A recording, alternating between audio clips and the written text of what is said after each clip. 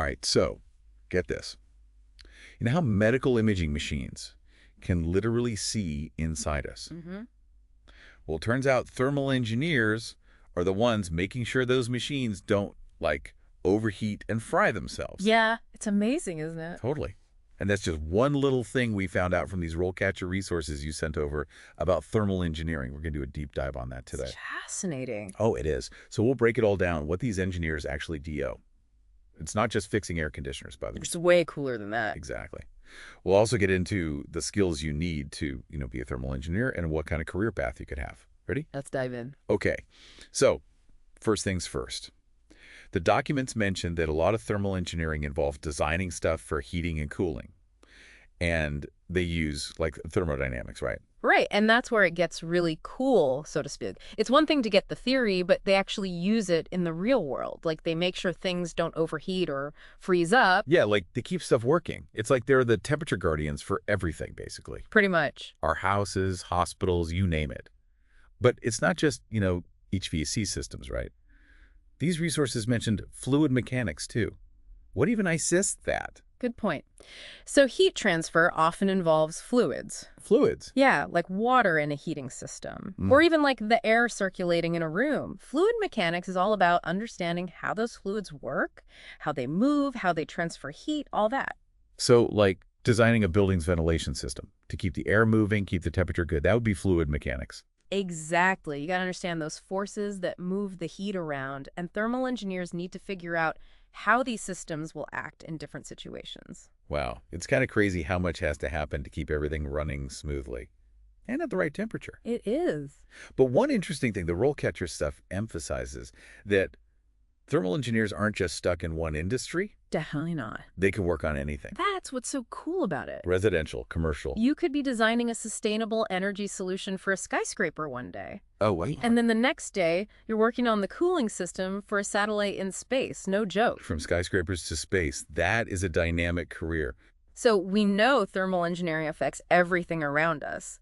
But how do you even become one of these, like, temperature wizards? Right. What skills do you need? Well, obviously, you got to know about thermodynamics, heat transfer, fluid mechanics. Those are the basics. But, and this is important, the resources emphasize soft skills, too. Wait, what? Soft skills? I always thought engineers were all about equations and calculations and stuff, not communication or whatever. It seems weird, but think about it. Thermal engineers usually work in teams with architects, clients, contractors. They have to explain those crazy technical concepts clearly so everyone's on the same page. That makes sense. Sure. So you can't just be good at the formulas, you got to explain them too. What about this attention to detail thing? Why is that so important? Okay, imagine this. You're designing a thermal management system for a data center. Okay. Full of servers. And you make a tiny miscalculation, Oh. like even a misplaced decimal point. Yeah. That could overheat the whole thing. System failure, lost data, the whole 9 yards. That's a disaster. Exactly. When you're dealing with heat and energy, precision is key. You need to be accurate. Thermal engineers need to find that balance between efficiency, safety, and making sure things last. Got it. So we've got the what they do and how the skills. Yeah. But what about the career itself? RoleCatcher talks about different stages, starting with entry-level jobs. What does someone brand new do? Well, they usually start by working with more experienced engineers, helping out with tasks like... So they're kind of like learning on the job. But what are they actually doing? Like the documents mentioned designing heating and cooling systems. Would they be doing that? Or is that for like more experienced people? It's a little of both, honestly. Entry level, you'd probably help out with parts of the design like running simulations, doing calculations, even making technical drawings, stuff like that, building those basic skills. So it's like if you were building a house, they'd be working on the blueprints. Yeah, exactly, with a more senior architect kind of guiding them. Makes sense. Not like actually building the house yet. Right. As they move up, become a junior thermal engineer, they get more responsibility, maybe even lead small projects, and they'd be more hands-on during the installation and testing. Oh, so they've gone from blueprints to like on-site, actually seeing it built. Exactly. RoleCatcher mentioned how important that hands-on experience is, especially for things like making the systems work their best. It's one thing to design it all on paper. Seeing it in action, making sure it's actually efficient, that's huge. It's like you can read a cookbook, Yeah. but actually cooking the meal is a whole other thing. Exactly. You Yeah. need that real-world practice. Yeah. Okay, so say you've been working hard, you've got the skills, and now you're a mid-level thermal engineer. What changes then? Well, now you're looking at the whole system, not just individual parts. You might be leading a team of engineers, handling budgets, really diving deep into energy efficiency, sustainability. Right, the RoleCatcher Resources talked a lot about sustainability. It's a huge deal in this field. Think about all the stuff we're facing: climate change, running out of resources, needing cleaner energy. Thermal engineers are right there on the front lines trying to fix these problems. Wow, they really are like problem solvers for the planet. Pretty much. Which leads us to the top senior thermal engineer. What makes them different? At that point, you're not just an expert, you're a leader in the field. You could be doing research, coming up with totally new ideas. I think the resources even said some senior engineers consult on massive projects, like huge infrastructure stuff, or even help create new rules for the whole industry. So they went from those first blueprints to like shaping the future of the whole field. Pretty incredible, right? That's quite a journey.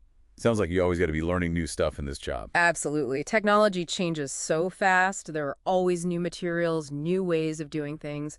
A good senior thermal engineer has to stay ahead of the game to make the right decisions. Makes sense. RoleCatcher talked about some certifications to show you're up to date. There was CEM, Certified Energy Manager, and then CHD, Certified HVAC Designer. Have you heard of those? Oh, yeah, those are big ones. What are they? They show you really know your stuff. It shows employers you're not just keeping up, but that you've mastered the latest and greatest. It's like a gold star from the thermal engineering world. Exactly. Definitely something to have on your resume. We've gone through a lot, from those first days on the job to becoming a total expert. But there's one thing that really sticks out to me from these RoleCatcher documents. It's how much of an impact they have. These RoleCatcher documents really made it clear thermal engineering isn't just like theory. It's about solving problems, improving people's lives, even saving the planet, like you said. It really makes you think, we just expect comfortable homes, our phones to work, our cars to run. We take it for granted. And it's thermal engineers behind the scenes making sure it's all working right, and that it's done in a way that doesn't wreck the planet, too. They're like the unsung heroes of, well, everything. Right. And speaking of unsung heroes, the documents talked about how much we need energy-efficient stuff now. Yeah. Because of, climate change and all that.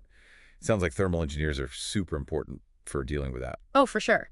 Just think, buildings use a huge amount of energy. If we can design better heating, cooling, ventilation, that's a big part of cutting emissions, making things more sustainable. So it's not even just making things work, it's making them work better, smarter. Absolutely. That's got to be rewarding. Totally. It's a great field for anyone who loves science, solving tough problems, and actually making a difference. I like it. Well, I think we've done a pretty good deep dive into the world of thermal engineering for today. I'd say so. But one last thing for everyone listening to think about. We've seen how important thermal management is for everything from phones to spaceships. It's everywhere. But as tech keeps changing, what new challenges will pop up? Right, what's next? And what kind of cool innovations will we see? It's definitely something to keep an eye on. Maybe we'll even have to do another deep dive on those new trends someday. Yeah. But until then, thanks for joining us.